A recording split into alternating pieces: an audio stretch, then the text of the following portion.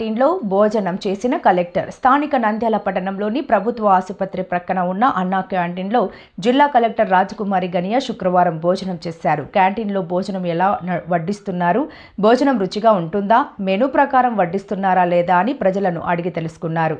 శుభ్రతపై దృష్టి పెట్టి ప్రజలకు స్వచ్ఛమైన, నాణ్యమైన ఆహారం 5 రూపాయలకి అందించాలని క్యాంటీన్ నిర్వాహకులకు కలెక్టర్ ఆదేశించారు. కలెక్టర్ స్వయంగా భోజనం చేసి క్యూఆర్ కోడ్తో డబ్బును చెల్లించారు. అనంతరం మీడియాతో కలెక్టర్ మాట్లాడుతూ, నంద్యాల జిల్లాలో 6 అన్నా క్యాంటీన్లను ప్రభుత్వం ప్రారంభించిందని, 5 రూపాయలకే నాణ్యమైన భోజనం ప్రజలకు అందించాలని నంద్యాల పట్టణంలో 2 ఏర్పాటు చేశామని, ఒకటి ఆర్టీసీ బస్టాండ్ దగ్గరలో, రెండోది ప్రభుత్వ ఆసుపత్రి వద్ద ఉన్నదని అన్నారు. ఈరోజు ప్రజలు అందరితో కలిసి భోజనం చేశానని, 5 రూపాయలకే నాణ్యమైన భోజనం అందిస్తున్నారని తెలిపారు. దీనిపై ప్రజలకు ఎటువంటి ఇబ్బందులు ఉన్నా ఫిర్యాదులు చేయాలని కోరారు. ఈ కార్యక్రమంలో మున్సిపల్ కమిషనర్ శేషన్న, సిబ్బంది పాల్గొన్నారు.